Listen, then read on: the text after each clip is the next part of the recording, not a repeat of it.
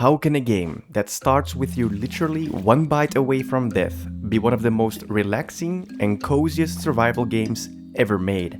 That is the paradox of Raft.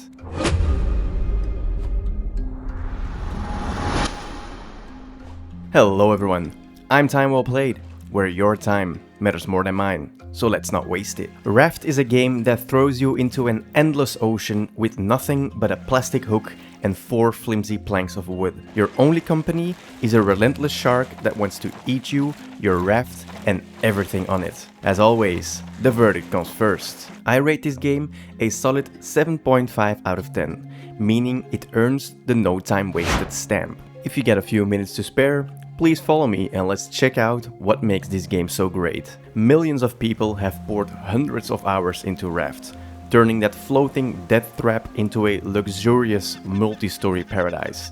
It's a global phenomenon that started as a humble student project and evolved into a titan of the survival genre. So, what's the secret?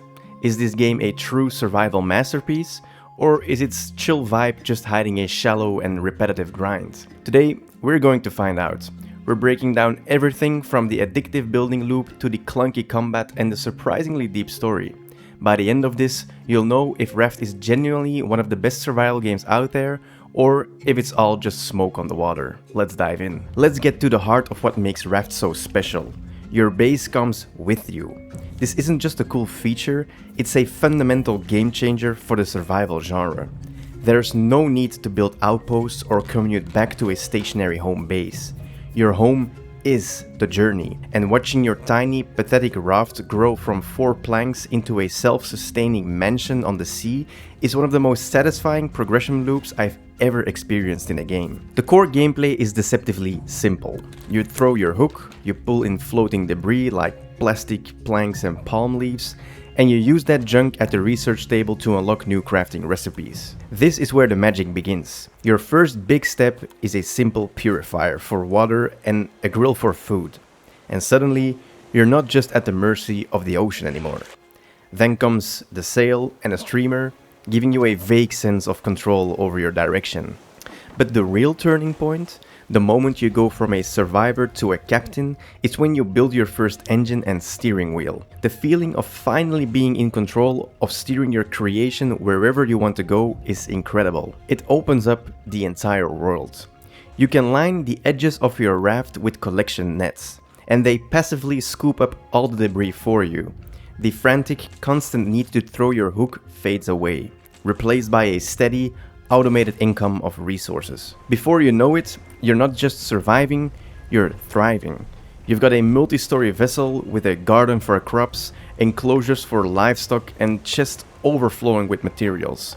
You can paint every surface, craft furniture, and truly make your floating fortress a home. And just when the loop of gather, craft, and build starts to feel a bit comfortable, the story kicks in.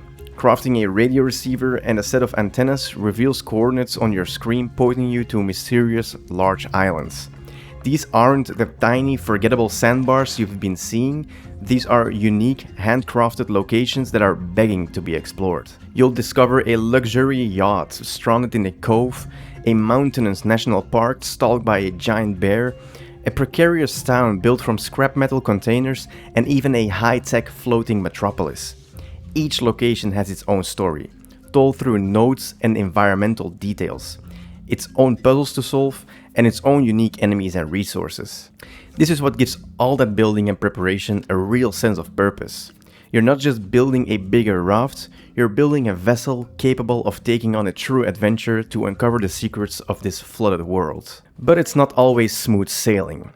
For every moment of zen-like calm, there is a moment that'll test your patience. So let's start talking about the combat. To put it bluntly, it's not great at all. It's clunky, it's very basic, and often feels more like a chore than a challenge.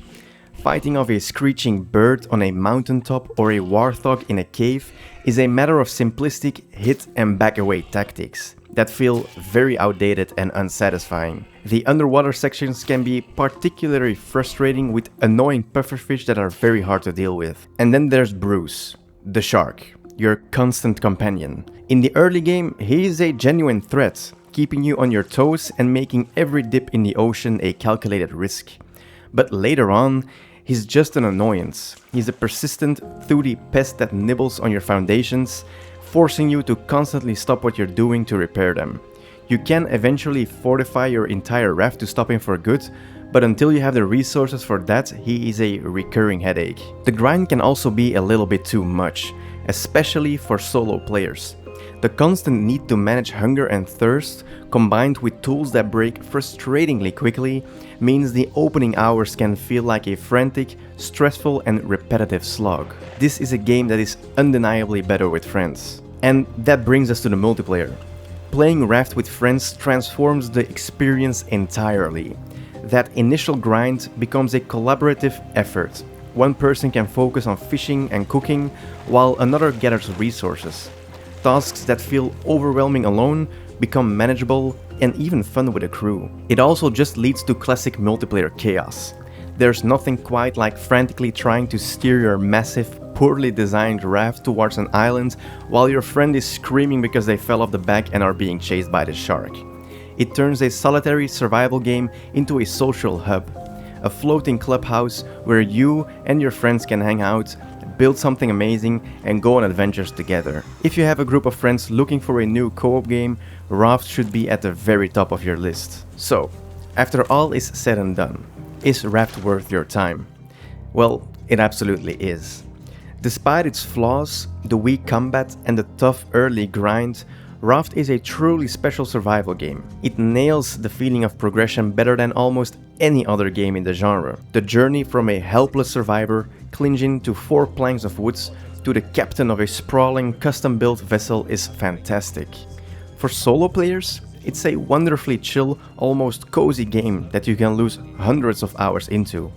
But with friends, it elevates into an unforgettable co-op adventure. The clunky combat and early grind are just small waves in an otherwise vast and beautiful ocean of content. If you're looking for a survival game that's less about constant, punishing difficulty and more about creative building, rewarding exploration and collaboration, you owe it to yourself to play Raft. It's a unique, charming and deeply satisfying adventure. So, what do you think? Have you built your own paradise in Raft? Let me know in the comments down below. That's it for me. I'm Time Well Played, and if I saved you some time today, please consider giving some back with a like or a subscribe. As always, thank you so much for watching, and I'll see you in the next one.